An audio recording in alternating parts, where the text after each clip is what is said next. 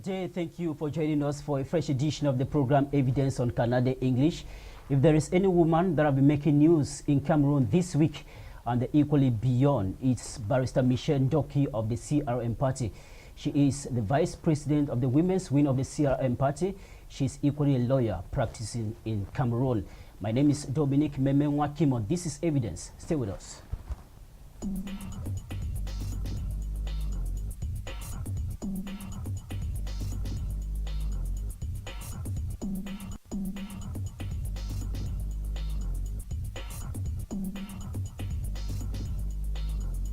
We are receiving Barrister Michele Ndoki, Vice President of the Women's Wing of the CRM Party.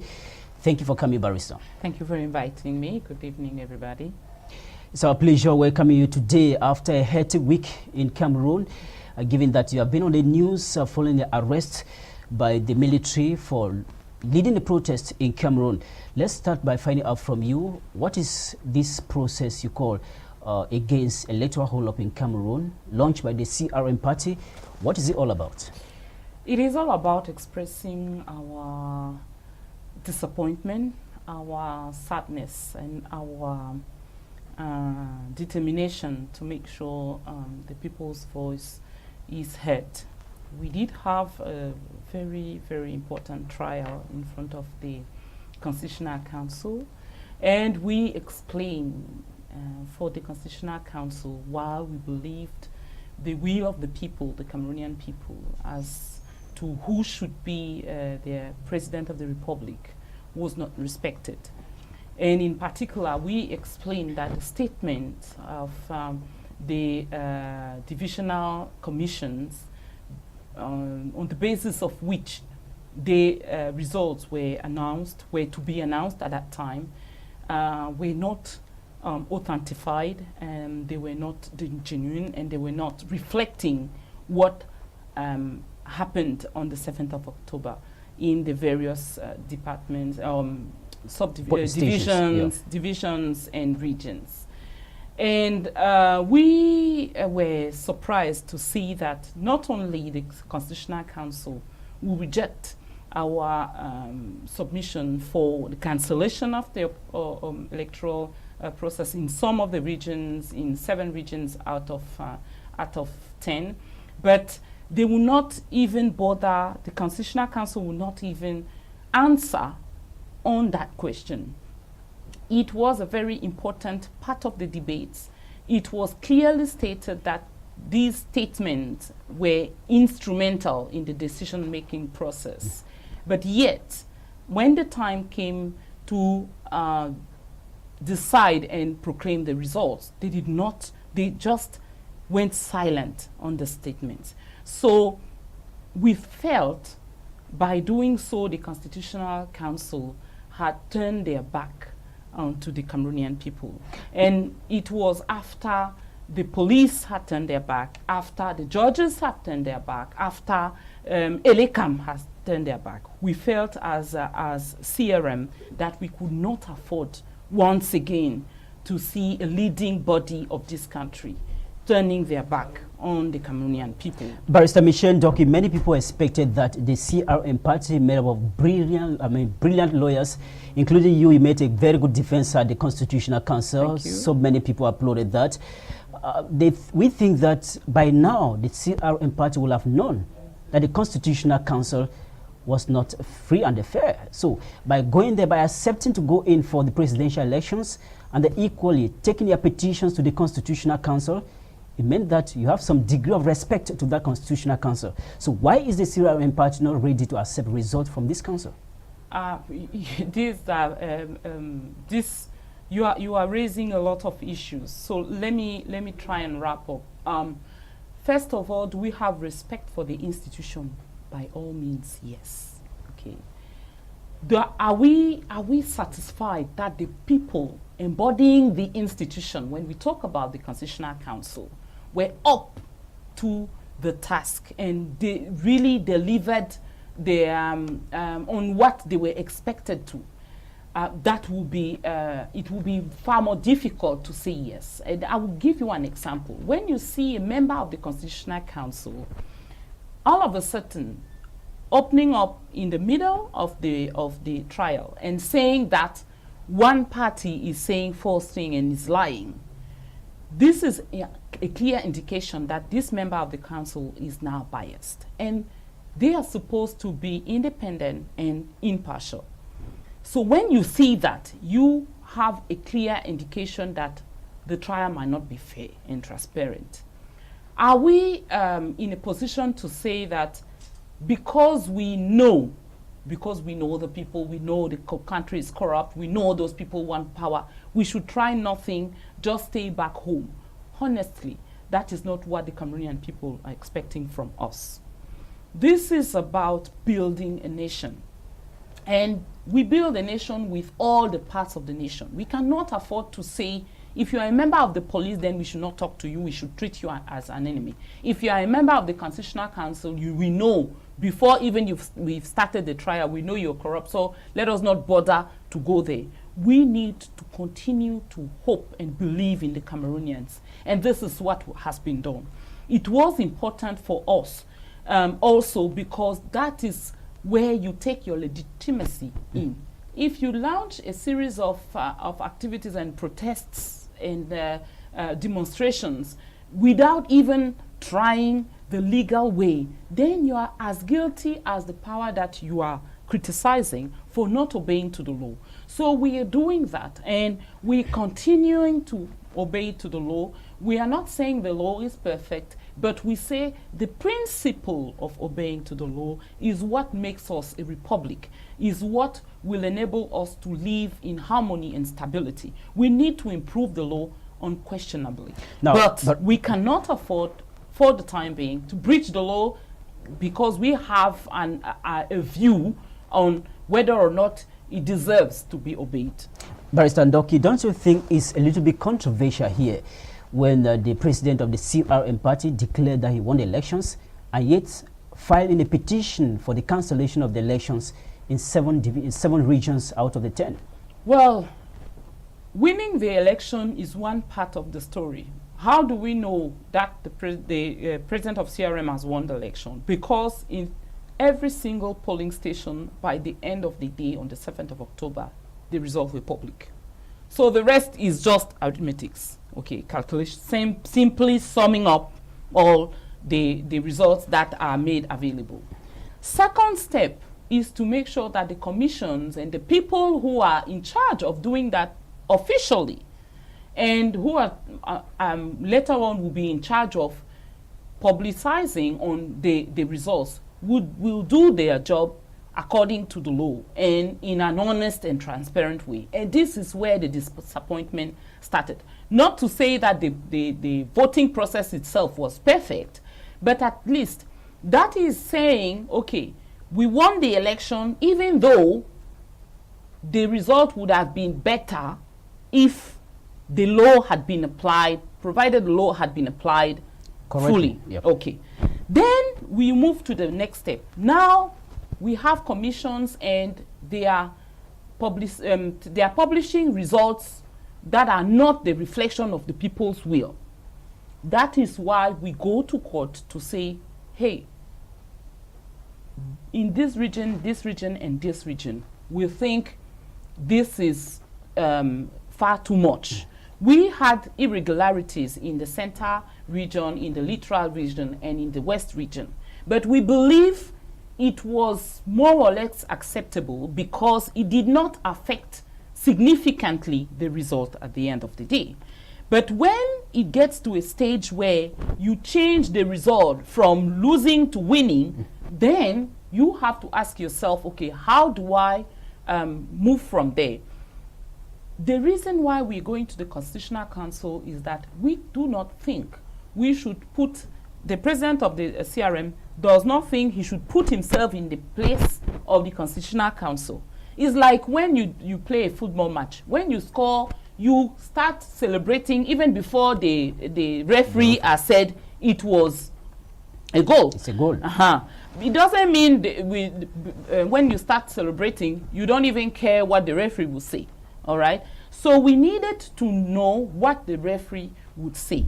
And that is the reason why we turned to the referee to check what the referee is saying. And the referee in this case is a constitutional council that gave your party candidates 14%. Yes. Will you accept that? Accepting is a strong way of putting it. I don't think it is. We don't think in CRM it is about accepting again and again. This was not just a competition between Mr. Kamto and Mr. Bia and Mr. Afanwi and Mr. Libi Linge. This was about the people of Cameroon choosing their president. So this is what should be the core of the conversation. What is it that we are doing for our people?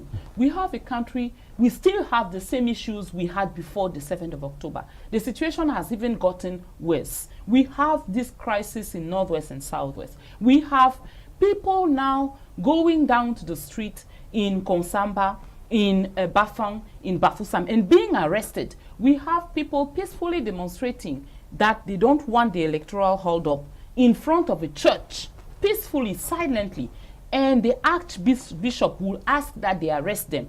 This is what is happening to our country, and this is what we are concerned about as a people, over and above a competition between 2 or 9 men. Barrister Ndoki, we started by introducing you that you have been making news. So you have been on the news throughout this week in the country Cameroon, and one of the reasons why you have been on the news is because you were arrested. Yes. Also on Saturday, the 27th of October, arrested by the police for leading a protest, a peaceful protest, to stand against electoral hold-up in Cameroon. Can you explain to us the circumstances that led to your arrest?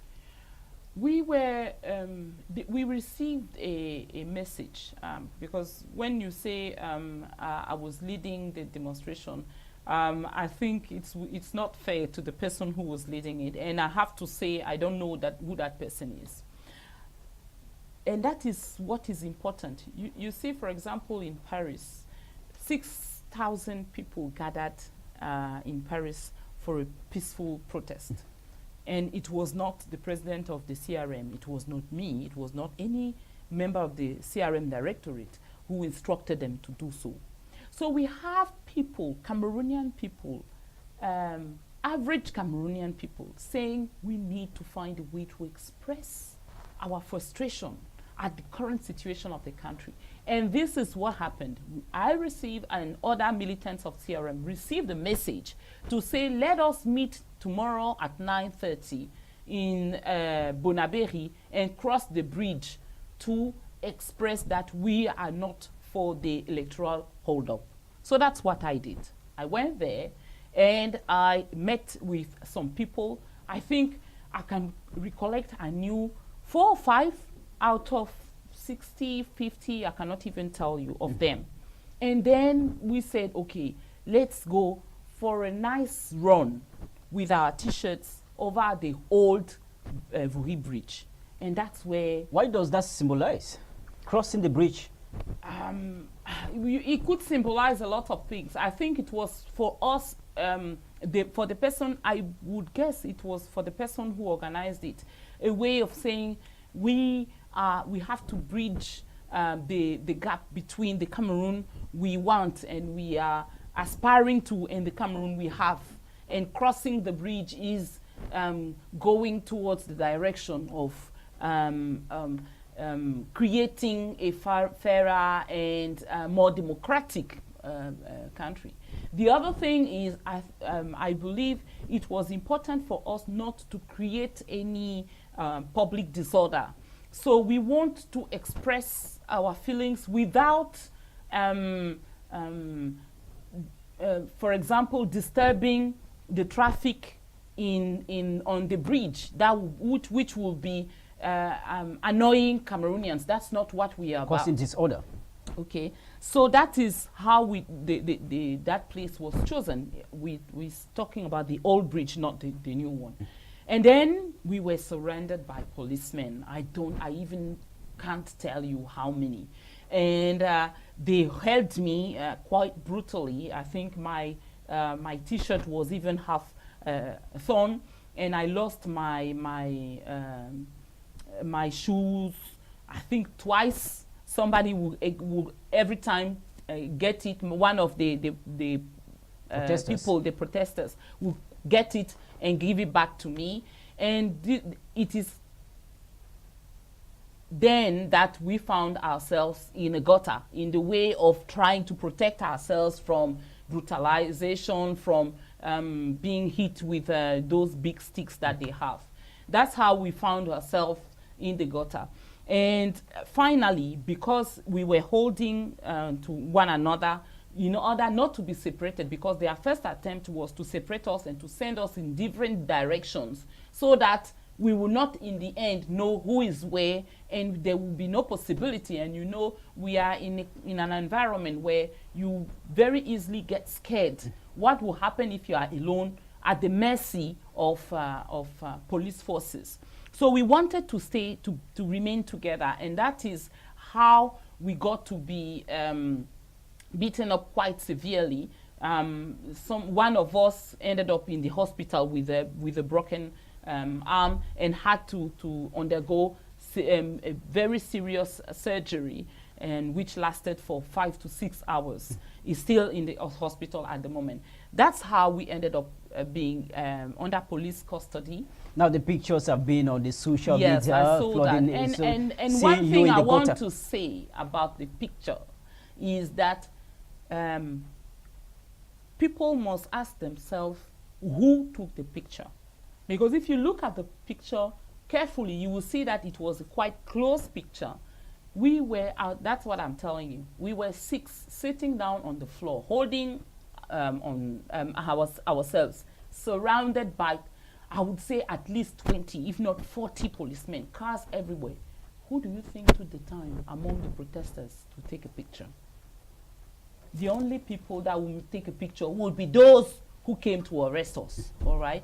So this is to say to the people that have been saying that we did it, or I in particular did it on purpose to become a celebrity, as if I had not already done so on the 16th of October. That with a brilliant defense at the Constitutional Council. I don't know how brilliant that was. Let me find out from you, Barrister. You were arrested that same day. You were later released. How is the hierarchy of the CRM party reacting to your arrest and equally that of other militants? By first of all mobilizing lawyers to be on the scene and to provide assistance. I was happy to have Mr. Désiré Sikati, who is a lawyer and a member of the CRM party, with me when I had to make my statement before the police.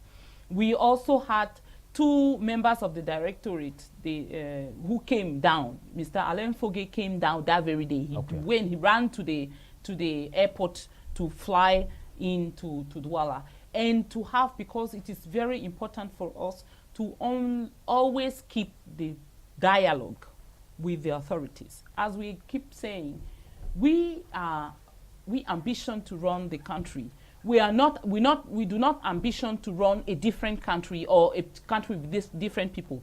Those who are members of the police today will be members of the police tomorrow. So they are not enemies. They are just people who don't share the same view as we do at the moment on how to go about the issues that the country is facing.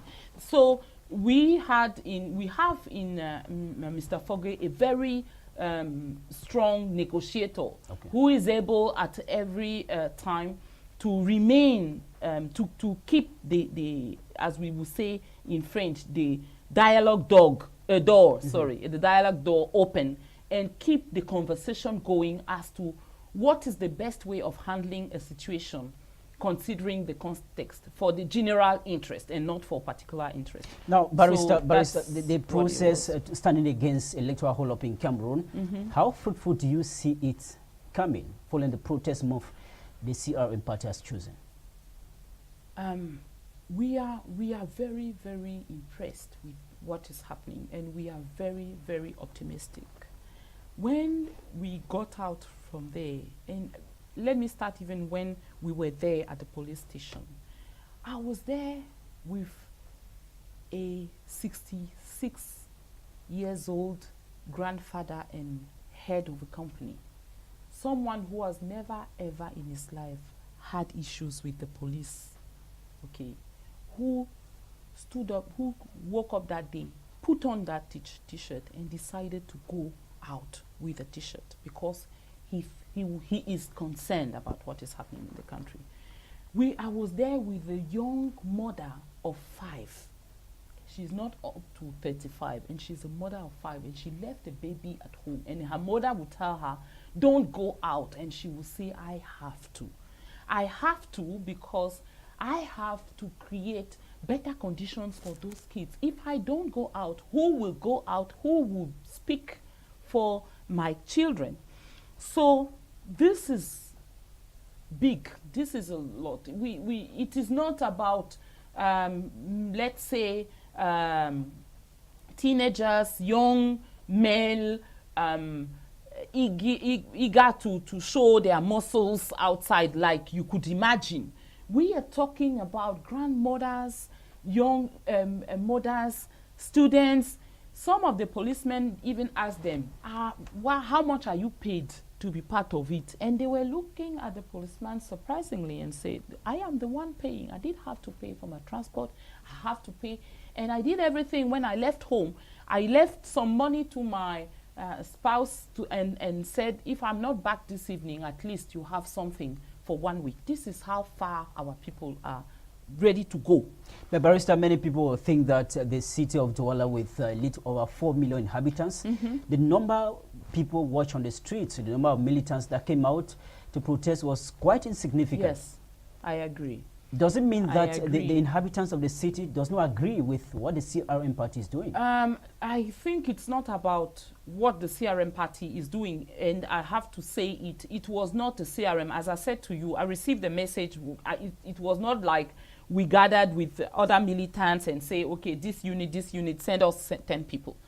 I said to you, I could list 3 people out of the 45 that were arrested that day. So these are not only militants of CRM. These are Cameroonians deciding to express their voice. I don't know if I'm mentioning, in Paris, 6,000 of them went down in the street, and they are ready to go back on the street tomorrow, Saturday.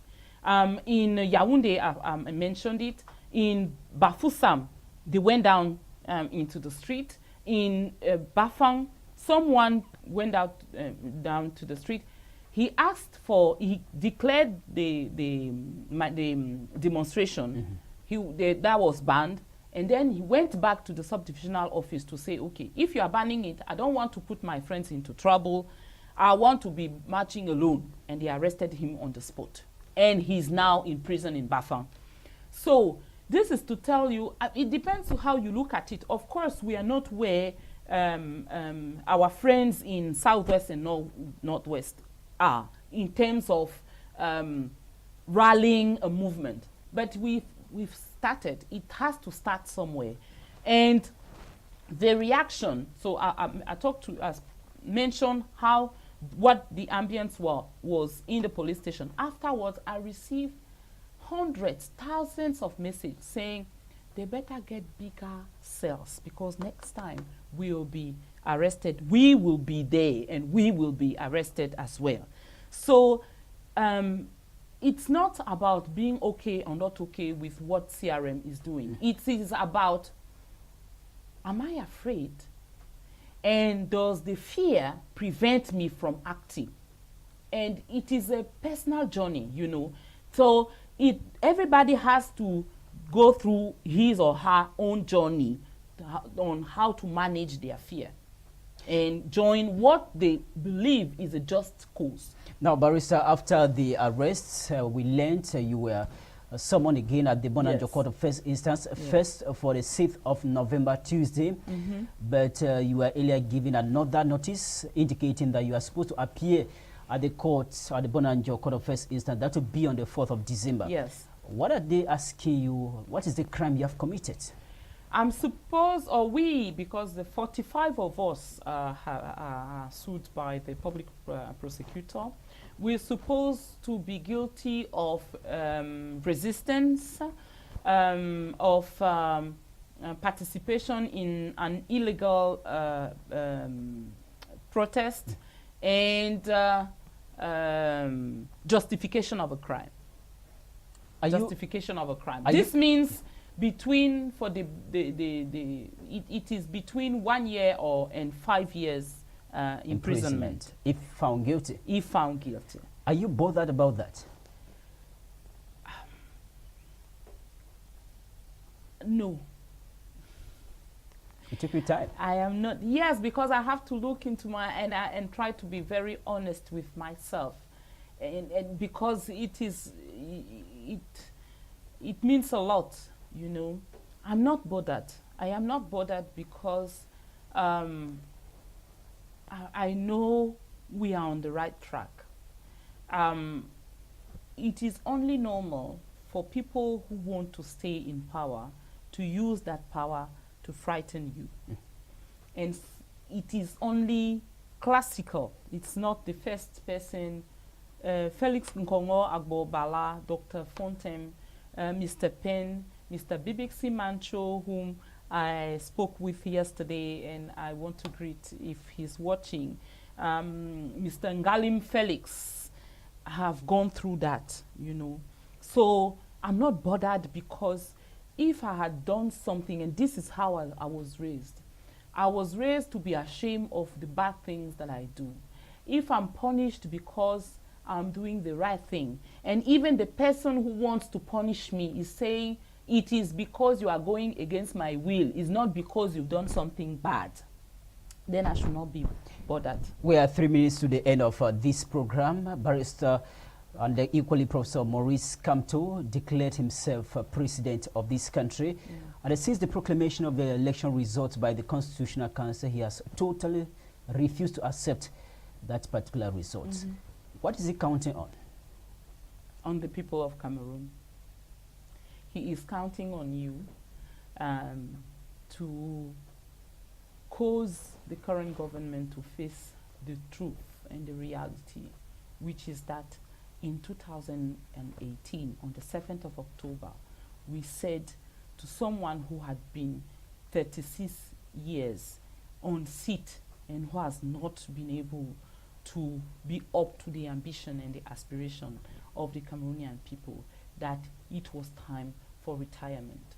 So he is counting on the people of Cameroon. At the end of the day, it is the people's call as to whether or not they want to take it for another 7 years or 5 years or 2 years or even 1 month. It is to them. His only duty is to make sure that they have an alternative. That's how it works. He has proposed himself as the alternative to what is happening currently. And he has said to the people very clearly why he thinks his way would be better for the Cameroonian people, especially when we think about the Anglophone, so-called Anglophone crisis. So it is down to the Cameroonian people now to make a call and to make their voice heard. Barrister, everything being equal, the president-elect Paul Biya will be sworn in. That will be latest from what the law of Cameroon says should be later the 6th of November. Don't you think the fight now is of no use? No, I don't. And when I say that, I think about the Cameroonians that have been fighting for the past 3 years or so. He was a president, and yet they were up and determined to make their voices heard.